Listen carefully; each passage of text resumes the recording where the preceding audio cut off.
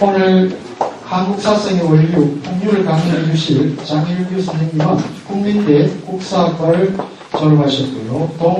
동대학원에서 석사 및 박사학위를 받으셨습니다. 사단법인 가산불교문화연구원 상임연구원, 그리고 국민대학교 한국학연구소 연구교수를 역임하셨고요. 현재 신라 사학회 총무이사, 사단법인 동북 제치원연구회 이사장 및 회장을 맡고 있으며 한국학중앙연구원 연구원으로 재직하고 계십니다.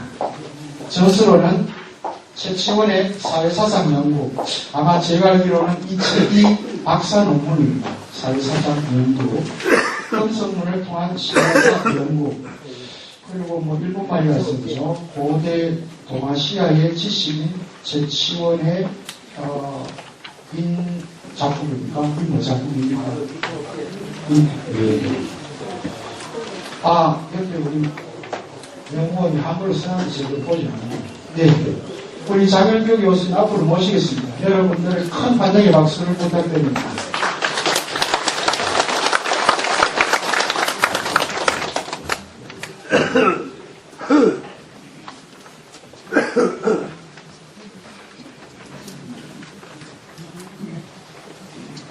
네, 반갑습니다. 대구는 제가 잘 와보진 않았는데요. 제가 고향이 예천이라서 맨 그 동네만 돌아다니다가 대구는 사실 밥사를 좀 다니느라고 그래서 계산동 성당이나 대구제일교회나 뭐 이렇게 양념시 있는 데 돌아다니고 대부분 팔공산 가지 않습니까? 동화사나 부인사 이렇게 돌아다녀서 사실 시내 쪽으로 잘 와보질 못했는데 오늘 시내로 올 수 있는 그런 특별한 기회를 주셔서 감사합니다. 금방 사회자께서 말씀하셨듯이 저는 전공이 그러니까 굳이 뭐 다른 분들이 당신 뭘 공부합니까? 그러면 한마디로 최치원을 공부합니다. 이래 합니다. 그래서 최치원하면 다 어떤 분이신지 아시죠? 그죠? 우리나라의 유학이라고 했을 때 그 유학의 종통을 세우시는 분이다. 이렇게 흔히들 많이 얘기를 하는데 그러다 보니까 초기부터 수많은 유학자들이 최치원에 대한 글도 쓰고 또 최치원이 머물렀던 곳도 가고 이렇게 해서 최치원과 관련된 글과 이런 것들은 엄청 많습니다. 그런데도 불구하고 최치원을 공부하게 된 이유는 한 가지 의문이 하나 있어요. 최치원이 신라 때 대표적인 유학자였으니까 고려 현종 때 들어와서 문명가 생기지 않습니까? 그러면 문명에 대항된 분으로는 최치원이 첫 번째 대항이 돼야 되는데 근데 최치원이 잘 아시지만 이번에 작품은 문창후입니다. 글을 잘하시는 분이다. 그럼 유학을 종통이라 삼으면 유학을 넓히신 분이 있어야 될 거 아닙니까? 유학을 넓히신 분이라고 하는 작품을 받아서 최치원보다 앞서서 문명에 대항된 분이 있어요. 누구십니까? 그렇죠. 설충이잖아요. 홍유후 하지 않습니까? 근데 우리는 지금 최치원을 한국 유학의 종통을 세우신 분이다 이렇게 얘기하거든요. 이게 이상하다 말이죠.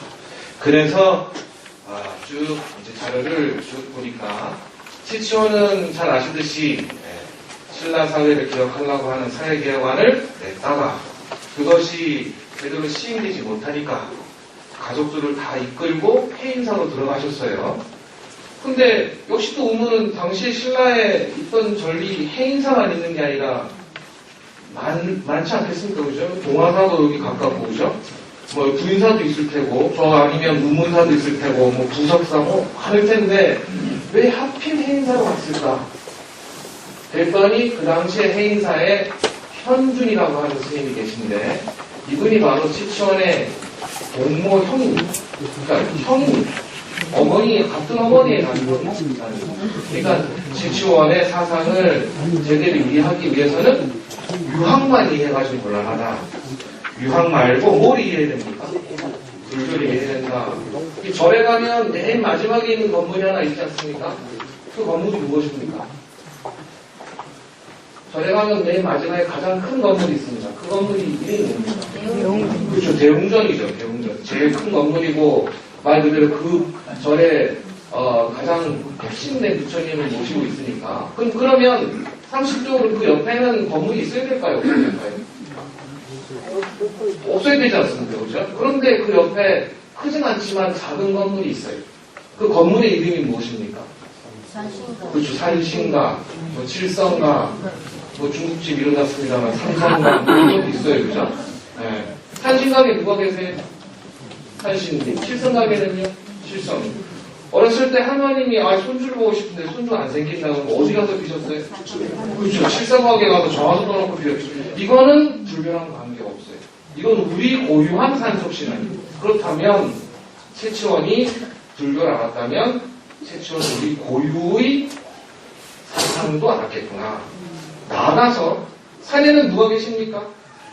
그렇죠. 산신님 계시지 않습니까? 그래서 이 산신님과 관련된 중국의 대표적인 사상이 바로 도교일 테니까 그렇다면 최치원을 이해하는 것은 유학뿐만 아니라 불교가 됐든 도교가 됐든 나아가서 우리 고유의 사상까지도 포함해서 알아야 되겠다 해서 최치원에 관련된 논문만 25편을 썼습니다. 그랬더니 많은 기자가 저보고 흡혈기래요. 왜냐하면 아니 한 사람에 대해서 논문을 이렇게 쓸 게 뭐가 있냐. 근데 전 아직도 쓸 게 많거든요. 그래서 오늘 같은 경우는 풍류를 말씀드리러 내려왔습니다. 일단 먼저 말씀드리고 싶은 것은 지금 제가 뭐라고 말씀드렸습니까? 유학인데 불교가 있고 도교가 있고 우리 고유가 있다고 말씀드렸죠. 제가 나눠드린 프린트물에 보시면 최치원은 맨 앞에 난당지서라고 하는 그 글을 쓰셨는데 거기에 뭐라고 되어 있느냐 하면 이 세 가지 교가 세 가지의 어떤 가르침이 선사에 다 갖추어져 있는데 뭘 가지고 그러면 그걸 아우르려고 했느냐? 바로 풍류다 했어요. 그러니까 풍류를 얘기하기 위해서는 유불도를 선으로 아우른다 이렇게 표현해야 됩니다. 지금 이제 되게 뭐 제가 많이 얘기를 했습니다만 지금도 아직까지는 유불선 이렇게 하거든요. 근데 그거는 아니 됩니다. 왜냐하면 가장 핵심이 선이기 때문에 그래서 유불도 3교를 선이라고 하는 우리 고유의 어떤 사상과 관련돼서 아우르려고 했다, 일치시키려고 했다, 융화하려고 했다 막 그렇게 돼요. 그것이 바로 풍류다. 이건 제가 쓴 게 아니라 최치원이 얘기를 했기 때문에 자 그러면 풍류를 말씀드리겠습니다. 풍류하면 주로 어떤 생각을 많이 하시죠? 술을 자셨어요, 그죠? 조금 기분이 좋아요, 그죠? 그러면 가락을 이렇게 하시고, 아무튼 뭐 트로트를 부르실 수도 있고, 뭐 힙합도 부르실 수도 있지만, 그래도 예전에 사설 좀 하시고 시조 좀 하시면 주변 분들이 그분 보고 뭐라고 하십니까? 저건 풍류가 좀 있구나, 그죠? 산에 등산하러 올라가셨는데. 뭐 이렇게 일반 여러분처럼 산에 가서 뭐 술도 안 자시고 먼 산을 바라보고 또 앉으셔서 뭐 상념에 빠져 계시면 뭐 저 사람 충무가 있구나 뭐 이런 얘기 하죠. 그러니까 풍류라고 하는 거는 뭔가 일반적인 거하고 보편적인 거하고 조금 다르다.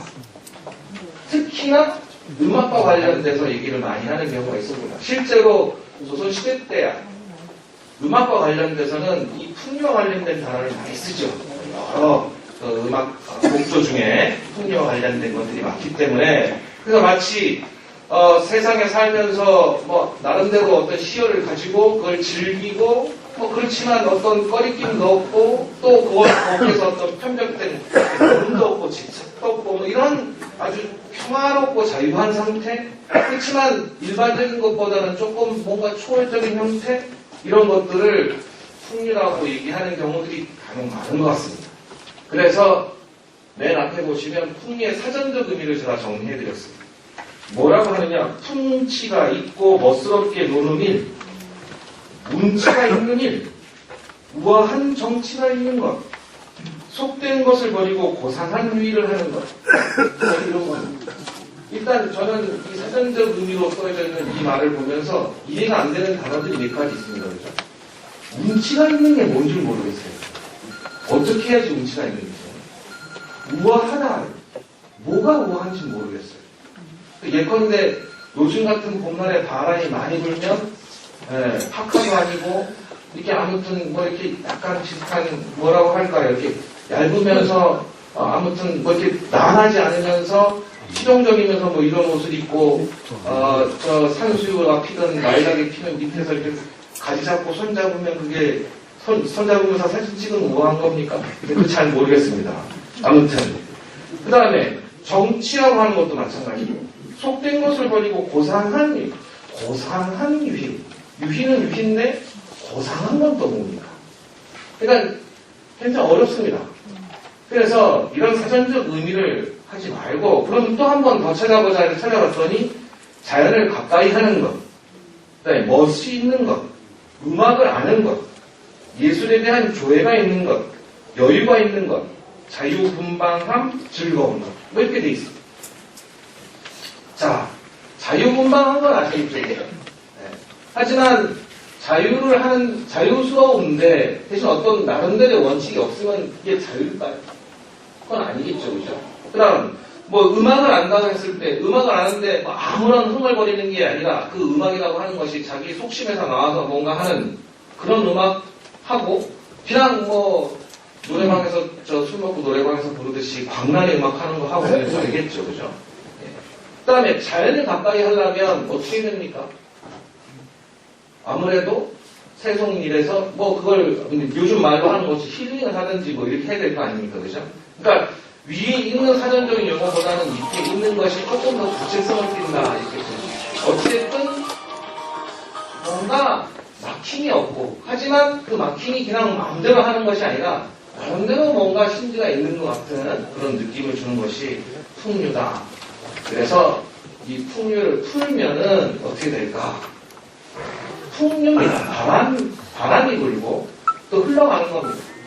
제가 매번 얘기하는 겁니다만, 저는 개인적으로 우리나라의 역사 문화를 한번 얘기해봐라 그러면 저는 보편성과 다양성이라고 하는 부분을 말씀을 꼭 드립니다. 보편적인 건 뭐냐? 우리 고유한 것이 중심이 되려고 노력을 무진장 많이 한다는 거죠. 근데 다양한 건 뭐냐?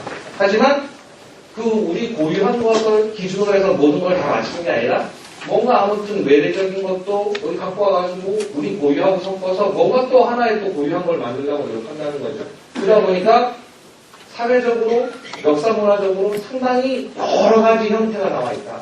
그럼 그 여러 가지 형태가 나와 있으려면 가장 중요한 건 뭐냐? 저는 개인적으로는 바다라고 생각합니다.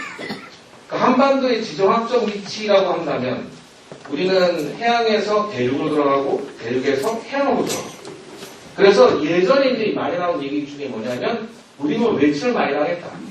예를 들어서 외가 중국을 쳐들어갈 때 길을 빌려달라고 해서 임진왜란을 일으켰듯이 대륙에서 해양으로 진출하는 세력도 우리나라를 거쳐서 해양으로 나가려고 하는 것들이 많았기 때문에, 그래서 우리는 뭐 님이 다 세봤는지는 모르겠습니다만 3,000번 이상의 외침을 받았다. 그렇게 외침을 받았는데도 아직까지 살고 있는 이유는 뭐냐? 바로 그 외침을 극복했던 위인들이 있기 때문이다. 대표적인 분이 누구세요? 그 외침을 극복하셨던 대표적인 분이 누구세요? 요즘도 드라마에 나오시는 거죠. 이순신 장군이라고 하는 성웅, 영웅도 아니고 아주 굉장히 성스러운 분 아닙니까?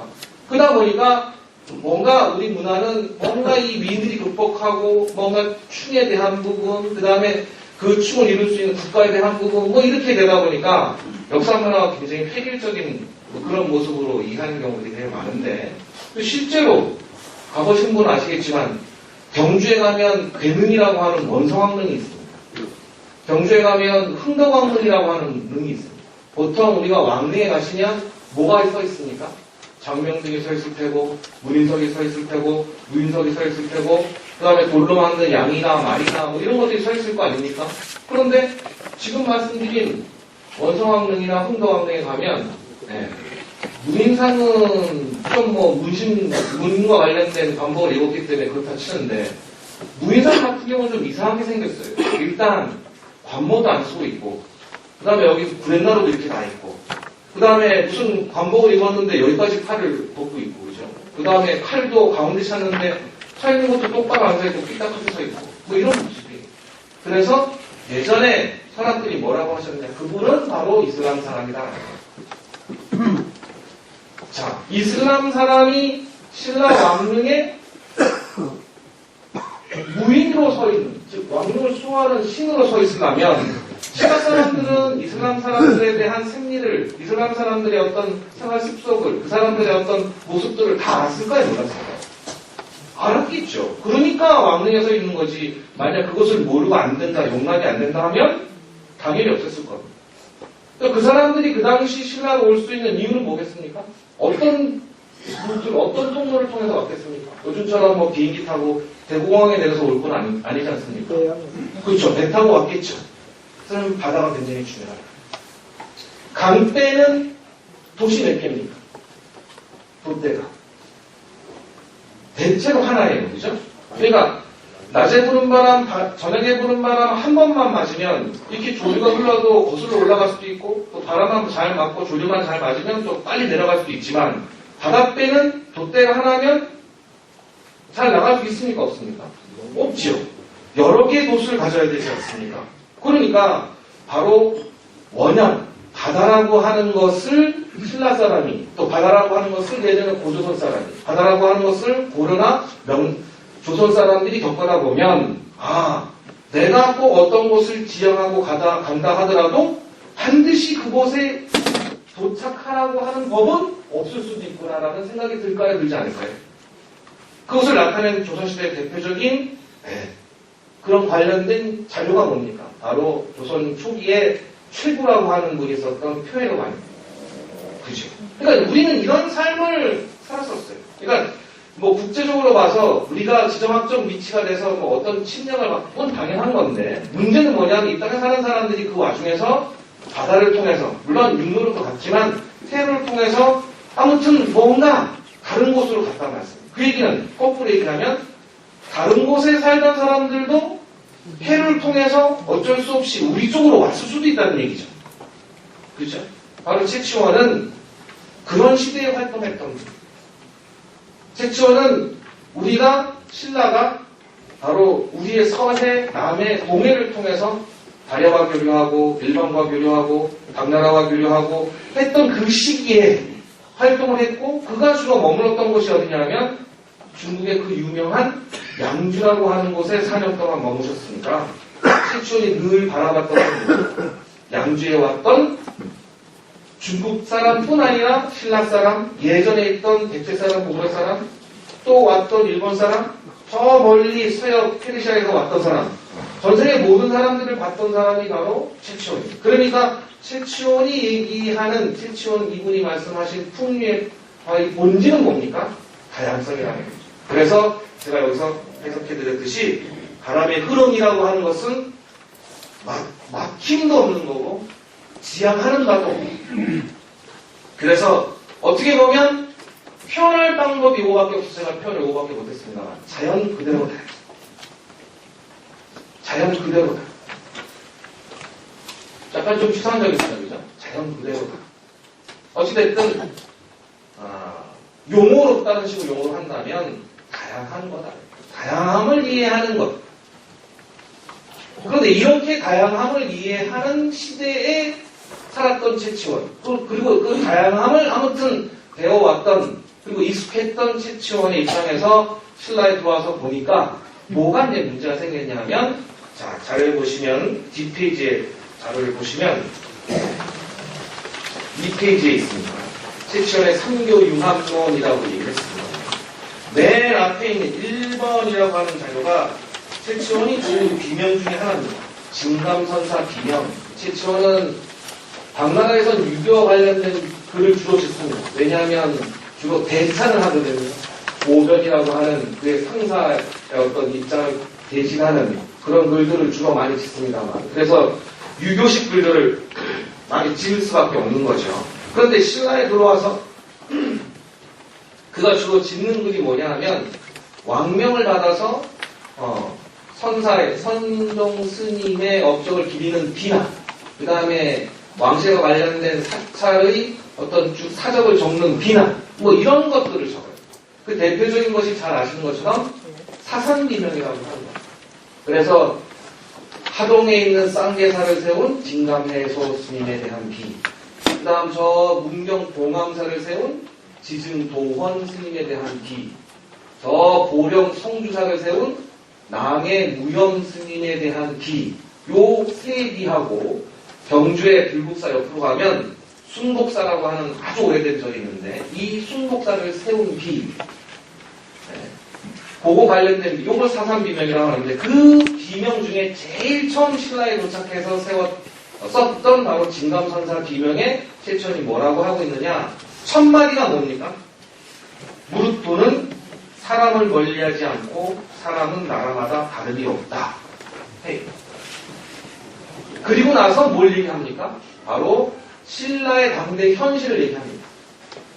지금 두 가지가 서로 똑같은 건데 서로 하나는 값지다고 하고 하나는 둥글다고 해서 서로 막 그걸 이어 맞추려고 막 노력을 한다.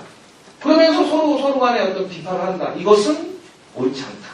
그러면서 그 옳지 않다는 걸 얘기하기 위해서 뭘 얘기하느냐 하면 그 해원 스님, 중국의 해원 스님이 삼불경 왕자론을 썼던 얘기를 끄집어내고 또 중국의 그 유명한 유학자인 신약이 얘기했던 그런 논리를 꺼내서 뭘 얘기하느냐. 육을 두 가지는 서로 비판하는 입장이 아니다. 왜? 이전부터 중국에서 얼마든지 이 논쟁들이 많이 일어나서 서로 간에 물론 조금 더 중심은 드는 일이 있다 하더라도 이미 중국에서 어느 정도 이것이 정리되어 왔기 때문에 이것을 신라에서 다시 이렇게 얘기할 필요가 없다. 그러면서 최치원은 진감선사비명 해소 스님에 대한 업적을 기릴 때 뭐를 중심으로 해서 기리느냐? 이 해소라고 하는 스님이 도이라고 하는 스님이 있습니다. 우리나라 남종선과 관련된 아주 유명한 스님인데 이 도이 스님하고 두 분이 같이 중국에서 유학을 하고 오셨는데 도이 스님과 달리 해소 스님의 장점이 뭐냐? 이분은 생활 자체가 어려우셔서 부모님을 돌아가실 때까지 잘 모시고 뭘 당한 겁니까? 뭘 당한 겁니까? 그렇죠. 효를 다 하신 이후에 그 다음에 세상 이치와 달리 조금 더 이걸 초월하는 새로운 이전에부터 있었던 진리가 있지 않겠느냐. 그래서 결국 스님이 되는 걸로 나갔다 이 표현. 그러니까 최치원은 말 그대로 해소 스님에 대한 비를 쓰면서 불교에 대한 얘기만 막 하는 게 아니라 그분의 생에 가장 중요한 건 뭐냐? 효라고 하는 부분이 있더라. 그리고 그 다음에 사삼비명의 또 다른 순복사 비명, 그 다음에 남해하성 비명, 지증 도원 스님에 대한 비명에서 뭘 얘기하느냐? 선조들의 명복을 빌기 위해서는 뭐가 중요하냐? 바로 불사를 일으키는 게 중요하다. 왜 그렇습니까? 그분이 아무튼 돌아가셨으면 좋은 데 가셔야 될까요? 나쁜 데 가셔야 될까요? 좋은 데 가야 될 거 아닙니까? 그런데 좋은 데 가도록 빌 수 있는 신앙이 그 당시에는 불교밖에 없었잖아요. 그러니까 그분이 아무튼 좋은 곳으로 가도록 명복을 비는 거, 그거 먼저 해야 된다. 그것이 결국 뭐냐? 호국이다. 이렇게 하는 거예요. 이른바 호국 호법론을 제시하는 분도 바로 최치원. 그러니까 결국 최치원의 입장에서는 육은 아무런 거리낌이 없어요. 달리 봐야 될 입장이 하나도 없어요. 그래서 진감선사비에 바로 최치원이 그런 부분을 나타내십니다. 그 다음에 두 번째 이제 오상을 방위로 나눌 때 동방에 짝지은 것은 이니요. 그 다음에 삼교가 이름을 세울 때 정역을 나타낸 것이 불이다. 이렇게 얘기했습니다. 바로 이 비는 주 3번에 관련된 비인데 바로 도헌 스님과 관련된 최치원 굉장히 또 특이하게 아까 제가 최치원의 호가 국가에서 받은 공식적인 시호가 뭐라고 제가 말씀드렸습니까? 문창후라고 말씀드렸죠. 이분이 글을 잘하셨다. 정말 이분의 글을 읽어보면 어렵습니다. 무진장. 굉장히 어려운데 이분의 글을 읽다가 그 전에 신라에서 비문을 썼던 김헌정이라고 하는 분, 김헌정이라고 하는 분은 당대 왕족이기 때문에 그 비명도 굉장히 수준 높은 비명입니다. 김헌정의 비명, 김현정이 쓴 비명이나 그 다음에 고려 초에 왕건의 명령을 받아서 비명을 하여간 혼자 독차지해서 다 쓰신 분이 있어요. 최치원의 같은 집안분으로 종제라고 육촌이나 사촌 관계가 되시는 최언이라고 하는 분, 최인연, 최신지라고 불리는 분, 고려사에 입전되어 있는 분인데 이분의 비명을 비교하면 다른 좀 죄송한 말씀입니다만 다른 분의 비명은 마치 무슨 국에 간장이나 소금도 안 친 것 같이 맛이 없어요. 그런데 최치원의 비명은 참 맛이 있어요. 대꾸가 많아요. 표현이 아주 정확해요. 그런데 그렇게 최치원이 아무튼 어렵게 비명을 쓰는데 또 재밌는 게 뭐냐? 지증도헌비에는 신라의 불교사를 쭉 정리하고 있어요. 그러면서 뭐라고 정리하고 있느냐? 이미 신라라고 하는 나라는 동쪽에 있는 나라. 동쪽에 있는 나라는 유교로 본다면 인인데 여기 있는 사람은 이미 어떠한 신성을 갖고 있었느냐? 능이 어진 신성을 갖고 있었다는 거예요. 근데 이 능이는 바로 부처님을 얘기하거든요. 그래서 신라 사람은 예전부터 불교나 유교가 들어오기 전부터 어진 사람이어서 산간 곳곳에 머무르면서 산림에 머물고 강해에 거처하면서 바로 이러한 자기가 살고 있었던 곳에서 뭔가를 깨우려고 노력을 많이 했다. 그러다 보니까 신라의 불교가 들어오든 신라의 유교가 들어오든 신라의 도교가 들어오든 이게 어떻게 된 겁니까? 갑자기 폭발스럽게 잘 융성하게 되었다. 그러니까 결국 본질은 유교가 됐던 불교가 됐던 도교가 됐던 각각 그들이 주장하는 것은 다르다 하더라도 이미 신라에는 아까 말씀드린 것처럼 어진 사람이 수련했던 기운에서부터 그것이 발현됐기 때문에 원래의 모습으로 들어가면 하나입니까 여러분입니까? 하나가 되는 거죠. 그 내용을 마지막 비명인 그가 썼던 사삼비명의 마지막 비명인 바로 이 지증도헌비의 신라 불교사를 쭉 정리하면서 딱 써놨습니다. 그러니까 최치원은 만약 최치원이 당나라에서 활동하고 또 당나라에서 들어온 다음에 상당한 어떤 기간을 두고 사삼비명을 썼다면 최치원이 아마 당나라에서 유교적인 어떤 그런 활동을 관리로서의 활동을 오랫동안 했지만 신라에 돌아와서 신라의 당대 현실과 맞부딪혀서 신라적으로 사고가 변형돼서 뭔가 아무튼 이 땅에 있는 거를 자기가 뭔가 적으려고 했겠구나 이렇게 정리할 수 있을 텐데 재밌는 것은 최치원이 884년 가을쯤에 배를 타고 산동반도에서 배를 타고 신라로 넘어오려고 할 때 겨울이라서 엄청나게 센 북서풍이 불어서 최치원이 건너오지 못합니다.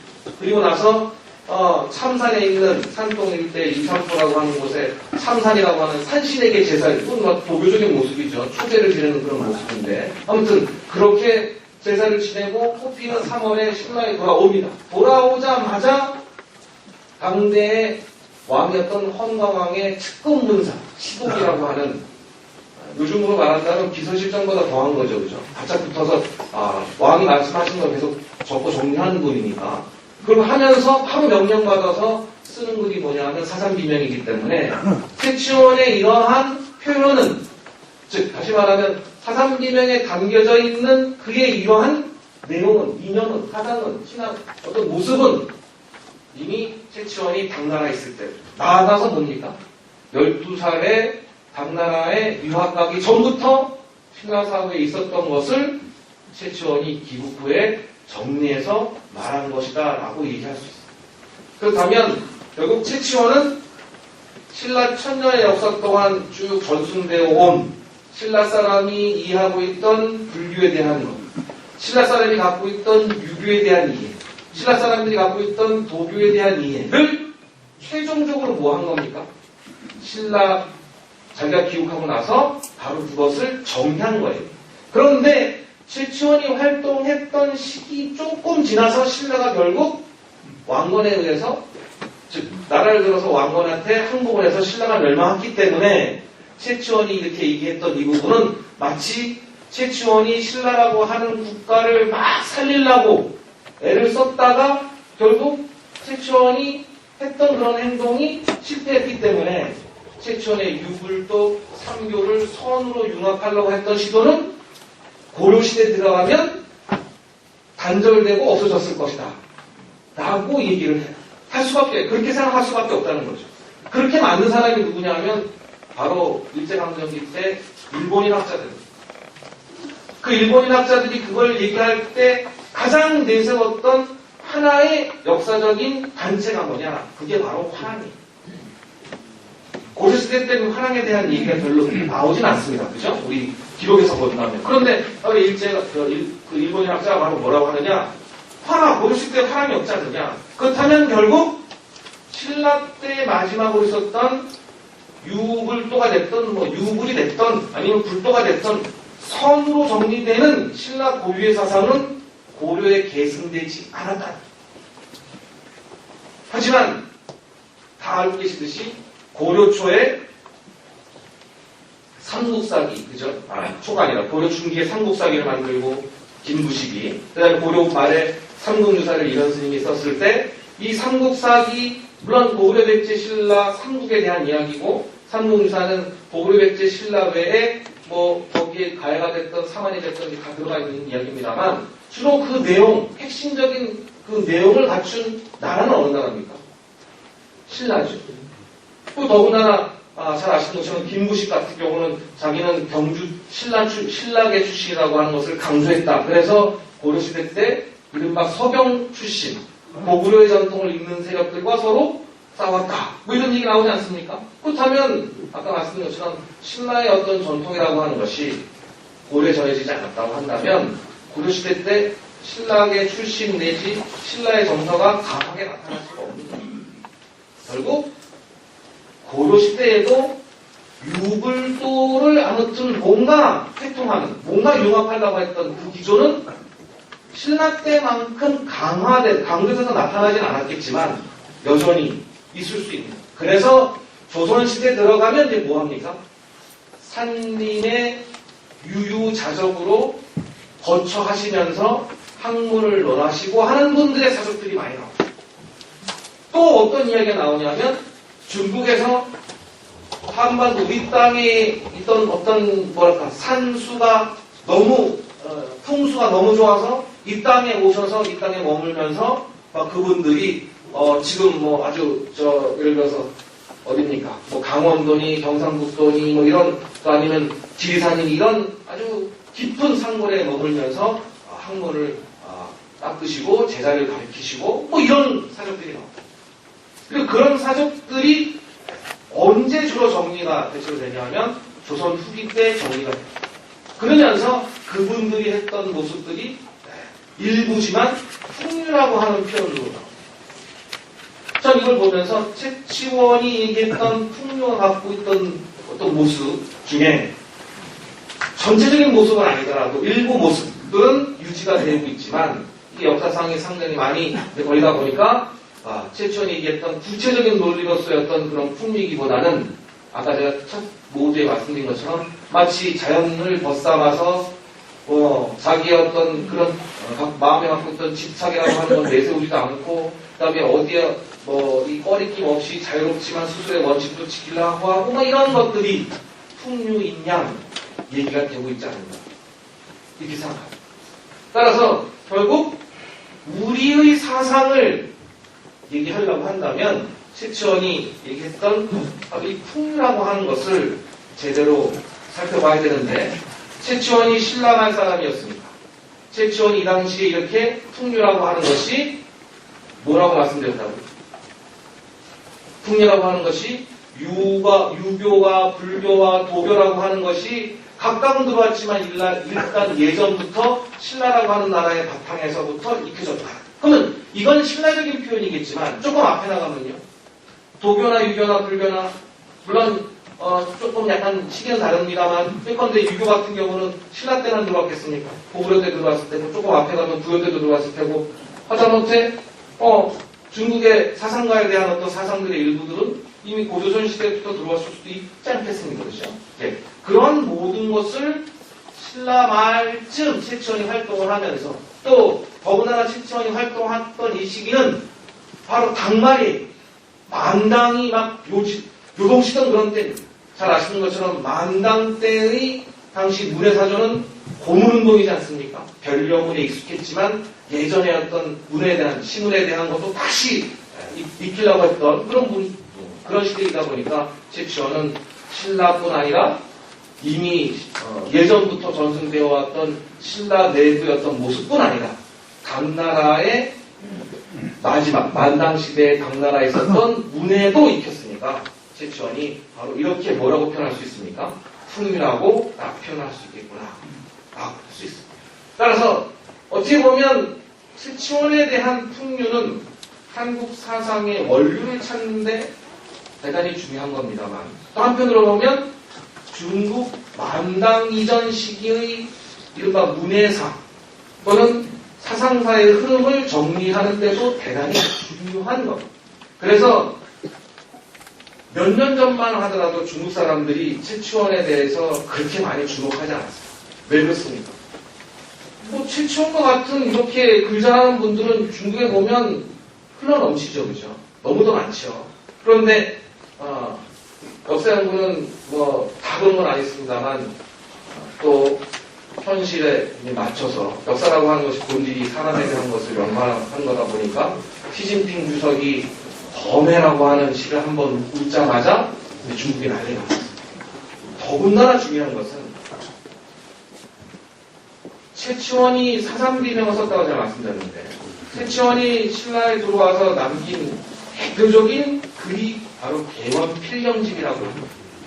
개원이라고 하는 글을 하는 사람들이 모여있는 곳에서 말 그대로 글을 써서 그거를 밥벌이를 했던 사람들인 내가 그 중에 한 명인 내가 쓴 글을 묶은 바로 문집이 뭡니까? 이게 개원필경집입니다. 라고 최치원 스스로가 제목을 정해서 그 다음에 자기가 고변이라고 하는 자기 위의 상사 해남절도사인 고변 밑에서 4년 동안 활동하면서 쓴 글 중에 10분의 1 내지 10분의 2를 정리해서 그걸 묶어 놓은 것이 개원필경집이라고 했는데 그 개원필경 그 개원필경집에는 370편의 시부가 있어요. 그러면 10분의 1만 하면 최치원이 최소한 몇 편을 쓴 겁니까? 고변 밑에서 4,000편 가깝게 쓴 분이 거죠, 그죠? 아무튼 이 개원필경집이라고 하는 이것은 우리나라에 전하는 가장 오래된 문집입니다. 그리고 이 개원필경집은 최초로 재밌는 것이 예를 들어서 임금에게 어떤 표문을 보내고 장문을 보내고 또 아니면 주변 사람들한테 어떤 편지를 보내고 뭐 이런 것들을 할 때 그 글의 형식들을 전부 나눕니다. 예컨대 뭐 당장이 됐든 뭐 미곡이 됐든 뭐 이런 식으로 거첩이 됐든 다 나누는데 요거는 중국 사람들이 흔하게 잘 정리를 안 했거든. 그런데 요걸 정리했던 분이 누구냐 하면 중국의 유명한 시인이자 문인 바로 백거이라고 하는 분. 이분이 백시장경집이라고 하는 문집에서 아주 미세하게 전부 다 나눠서 그 형식에 맞는 글들을 각각 정리를 해서 이른바 백시장경집이라고 하는 문집을 물론 당신 살아생전에는 글을 많이 펴오셔서 다 모인 건 아니지만 아무튼 장경집을 만들었는데 그 백시장경집이라고 하는 백거이나 이런 분들의 글을 신라 사람이나 일본 사람들이 무진장 많이 찾았대요. 중국의 기록에 보면. 근데 최치원이 바로 그 백거이의 백시장경집에 표현됐던 글의 형식들의 일부를 자기가 내세우면서 다 정리를 했으니까 최치원은 당대의 중국 최고의 문집을 받겠습니까? 보지 않겠습니까? 받겠죠. 그러니까 조선시대 때 태조 이성계를 비롯한 삼봉 정도전이든 그 다음 이런 양천 권근이든 이런 분들이 조선이라고 하는 나라를 아무튼 국가체제를 정리할 때 뭔가 왕명이라고 하는 분이 굉장히 중요하지 않습니까? 그러면 그 왕명을 어떻게 제대로 전하기 위해서 즉 왕명의 위엄을 제대로 많은 사람들에게 백성들이나 아니면 관리들한테 알리기 위해서는 대단히 형식적인 글을 줘야 되는데 이 형식적인 글을 지은 사람이 누구인가? 라고 찾아봤더니 예전에 최천이라고 하는 분이 개원필경집에 그걸 다 써놨으니까 그래서 370편이 실려있는 개원필경집의 글 중에 무려 315편을 조선 초기의 동문선이라는 곳에다 그대로 갖다 전제해놨어요. 그러니까 최치원이라고 하는 분이 갖고 있는 이 개원필경집이라고 하는 이 문집은 우리나라에서 대단히 중요한 문집이에요. 더군다나 이 개원필경집에는 지금 말씀드린 것처럼 최치원이 고변을 대신해서 당나라 황제한테 그 다음에 고변과 비슷한 관료들한테 지방 관료들 또는 중앙 관료들한테 아니면 친구들한테 썼던 글들이 아주 제대로 형식화돼서 남아있기 때문에 중국의 만담을 공부하는 중국의 역사학자나 뭐 이렇게 문학 하시는 분들 입장에서 본다면 최치원의 자료는 중요할까요? 중요하지 않을까요? 중요하겠죠. 그런데 이걸 안 봤어요, 그동안. 중국에서. 그런데 시진핑이 얘기한 범해라고 하는 시는 이 개헌필경집에 없는 시입니다. 개헌필경 문집이라고 해서 나중에 19세기, 20세기 들어갔을 때 경주 최씨 후손들 중에서 그걸 정리했는데 개헌필경 고은선생 문집이라고 하는 걸 정리했는데 그 문집에도 없는 시예요. 이거 어디 있는 겁니까? 그 이후에 정리한 고은선생 숙집에 있는 시예요. 이 얘기는 이제 중국 사람들이 최치원의 문적 가운데 20세기 초에 정리됐다라고 하는 뭐까지 본다고요? 고은 선생의 문집까지 들여다보면서 거기 있는 시를 가지고 바로 한중 간의 교류라고 하는 부분을 얘기했다는 거예요. 그렇다면 최치원에 대한 부분을 어떻게 중국 사람들이 이제 보다 더 세밀하게 살필 수밖에 없죠. 제가 이 말씀드리는 이유는 뭐냐? 최치원이 아까 사삼비명을 말씀드렸죠. 최치원은 지금 제가 쭉 말씀드린 가장 핵심적인 내용은 뭡니까? 유교가 됐든 불교가 됐든 도교가 됐든 이건 신라 겁니까? 아닙니까? 아니죠. 유교는 중국에서 들어왔고 불교는 서양에서 인도에서 들어왔고 도교도 역시 중국에 들어왔는데 결국 이 유교와 불교와 도교를 신라에서는 선이라고 하는 풍류라고 하는 것으로 융합하려고 했다는 거죠. 그렇죠? 이것이 최치원. 그래서 최치원 우리 고유 신앙은 결국 어디 있느냐? 바로 풍류라고 하는 것이 있다. 그런데 이 풍류는 이미 그러한 것들이 들어오기 전에 이 땅에 있었던 어떤 그런 기존이다 라고 얘기했다는 거죠. 최치원이 신라에 들어와서 신라에 대한 부분을 강조했듯 최치원은 사삼비명이라고 하는 글을 쓸 때도 뭘 강조했느냐? 재밌는 표현들이 많습니다. 등난이라고 하는 표현이에요. 등난. 신라에는 신라가 멸망할 때까지 뭐가 있었을까요? 변하지 않는 신분제 들어보셨습니까? 그 제도가 뭡니까? 그렇죠. 골품제죠. 사람을 보는데 사람을 구별하는데 뭘 가지고 구별합니까? 골품제입니다. 골품제. 사람을 구별할 때 뭘 가지고 구별합니까? 말 그대로 뼈만 가지고 구별하는 거고 사람을 딱 보면 뼈만 봐요. 그래서 이 뼈 가지고 당신 뼈는 진짜 뼈인데 그러면 뭐예요? 진골이고 또 성스러운 뼈인데 그러면 뭐예요? 성골이죠. 신라가 멸망할 때쯤 진성여왕 들어보셨습니까? 진성여왕이 신라 이제 세 번째 마지막 여왕이시죠. 네. 진성여왕의 아버지가 경문왕. 경문왕이 뭐한 왕이냐면 임금님기는 당나비기를 갖고 있는 왕이에요. 자, 왕위 계승은 원래 능력 있는 사람한테 줘야 됩니까? 장자한테 줘야 됩니까? 장자한테 주는 거죠. 이건 당연한, 성경에도 나오는 당연한 거. 어느 시대든 남노라고 왕위 계승은 장자 중심입니다. 그러니까 경문왕은 자기 큰아들 헌강왕한테 왕위를 넘겼어요. 그런데 헌강왕에게는 효공왕이라고 하는 아들이 있었습니다. 그럼 당연히 헌강왕의 왕위는 효공왕한테 넘어가야 되겠죠. 그런데 헌강왕의 왕위는 헌강왕의 동생인 정강왕한테 넘어가요. 그리고 정강왕의 왕위는 다시 조카인 효공왕한테 안 가고 다시 자기 여동생인 진성여왕한테 넘어가요. 그리고 나서 진성여왕 다음에 왕위가 효공왕한테 가요. 왜 이렇게 됐겠습니까? 이때는 막 위급한 시대이기 때문에 일단 삼촌 고모가 다 해먹고 그 다음에 이제 좀 이상한 아무튼 네가 해먹어라 이렇게 된 겁니까? 효공왕은 진성여왕이 왕위에 올라가서 재위하실 동안 알려지지 않았어요. 다시 말하면 효공왕은 헌강왕이 사냥을 가서 길가에 이쁜 여인이 있길래 들이라 그래서 행제소에서 결혼을 해서 낳은 아들이에요. 그러니까 헌강왕이 집으로 왔을 때는 애가 생겼는지 안 생겼는지도 모르는 거예요. 나중에 그 아이가 커서 자기 고모인 진성여왕이 왕위에 올라갔을 때 왕궁으로 들어가서 우리 아버지가 헌강왕이에요 한 거예요.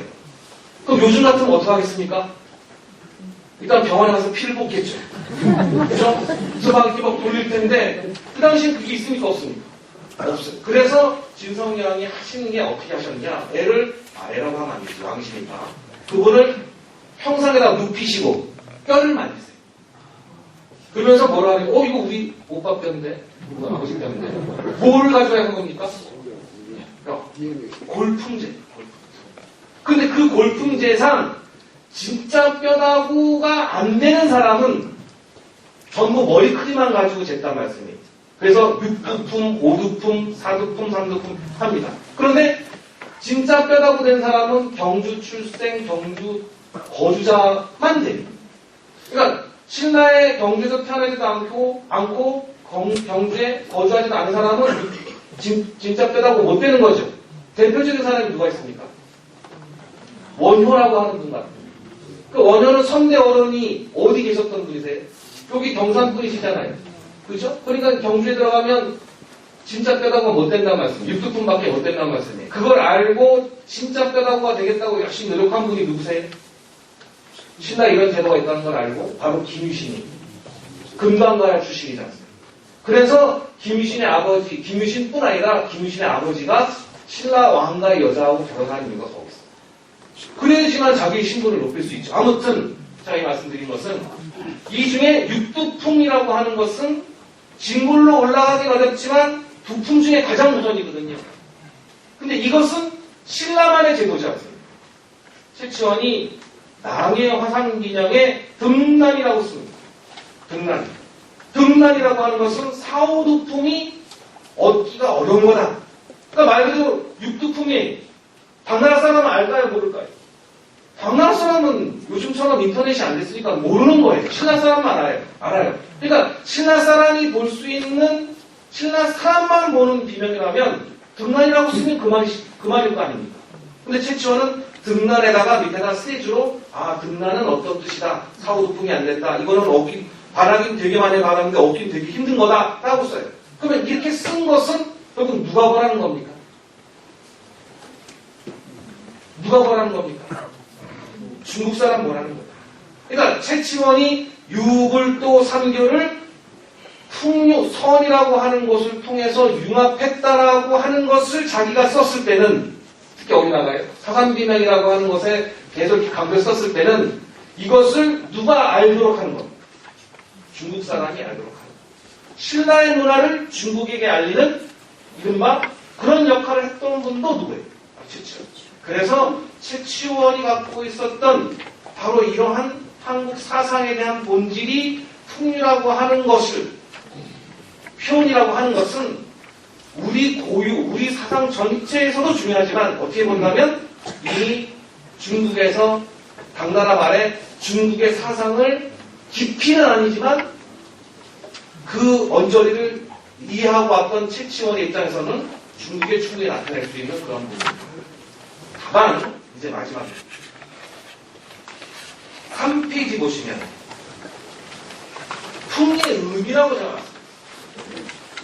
아까 사회자께서 소개하실 때 제 참 모자란 책입니다만 제가 하긴 박사학위 제목이 최치원의 사회사상연구, 사회사상. 최치원의 다른 사상도 아니고 사회라고 하는 것을 붙인 이유는 어느 사상이든 어느 신앙이든 사회와 관련되지 않을 수가 없지 않습니까? 그러니까 최치원이 고은 선생이 말 그대로 삼교 융합을 풍류를 통해서 강조하려고 했다 하면 이 풍류라고 하는 것을 강조한 사회적인 의미가 있을 거예요. 물론 그 사회적인 의미가 정치적으로 연결될 수도 있고 경제적으로 연결될 수 있겠죠. 그래서 그 부분을 말씀드리는 겁니다. 최치원의 여러 글 중에 특히 아까 말씀드린 지증도원의 글에 보면 뭐라고 되어 있느냐. 세부에 추중된 경문대왕은 마음으로는 종교를 융합하고 얼굴로는 민공을 찾았다. 정교를 융합했다고. 정교. 소시지 않습니까? 발이 몇 가지죠. 그러니까 여기서 정교는 바로 그 표현, 유불도를 융합했던 사람이 누구라는 표현입니까? 바로 경문대왕이다. 그러면서 그 경문대왕에 대한 표현을 더합니다. 두 번째 보시면 이 두 번째에 대한 글은 뒤에 줄에 있듯이 바로 경문왕의 이 왕실 집안, 아까 경문왕, 성강왕, 정강왕, 진성여왕, 효공왕까지 이 집안의 원찰, 이 집안이 세웠던 절, 바로 흥복사 비명에 보면 뭐라고 되어 있느냐? 선대왕, 바로 경문왕이십니다. 이 경문왕이라고 하는 분은 처음에는 옥록의 이름을 전하여 특별히 풍요를 떨치셨다 했습니다. 옥록이 뭡니까? 옥록이 바로 황건입니다. 황건은 뭡니까? 바로 화랑의 명문입니다. 그러니까 경문왕은 왕위에 올라가시기 전에 화랑이셨습니다.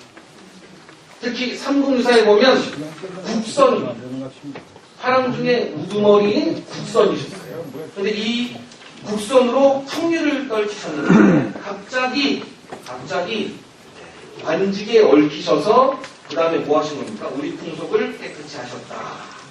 뒤에 쭉 보시면 경문왕이 인자로서 또 도로서 이렇게 정치를 해나셨다라고 하는 내용이 있습니다.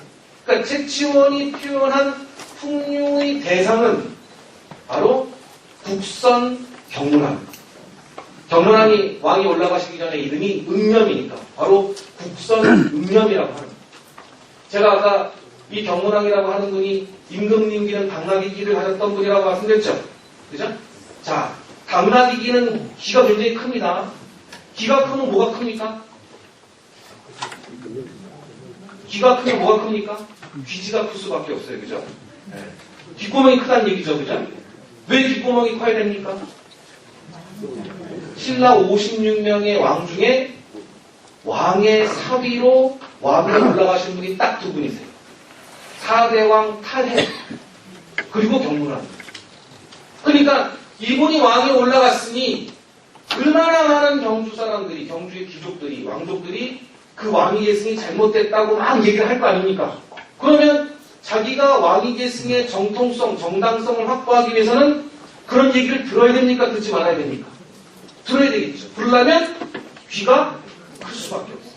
이른바 정보 정치를 해놔요. 삼국유사에 보면 또 뭐라고 되느냐?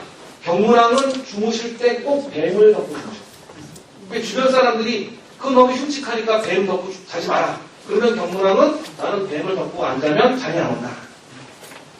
뱀이라고 하는 건 경문왕하고 뗄래야 뗄 수 없는 분이죠.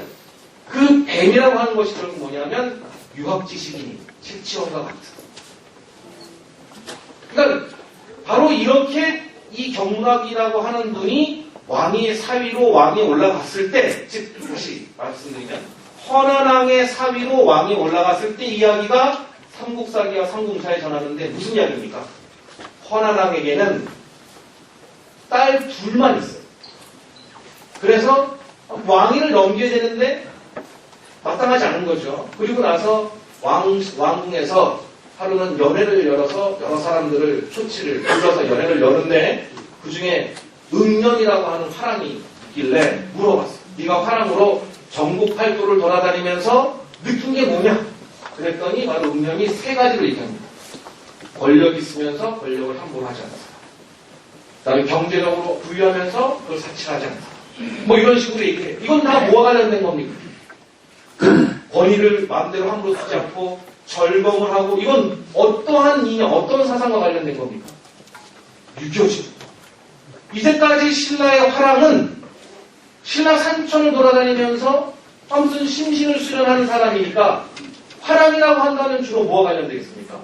신라의 고유한 이런 어떤 신앙적인 모습 또는 신라가 한국통일학과 관련됐을 때 불교적인 모습 이렇게 됐을 텐데 경문왕은 그러한 모습에서 하나 더 나와서 뭐라고 합니까? 유교적인 모습이에요. 그러니까 헌안왕이 자기 왕위를 넘기려고 했을 때도 유교적 정치 이념에서 군왕 중심의 상하 질서를 구축을 잘 할 수 있는 일을 뽑아서 넘기는 게 낫겠죠. 그래서 바로 이 경문왕한테 넘기는데 자세한 내용에서 본다면 경문왕이 고민을 많이 하는 겁니다.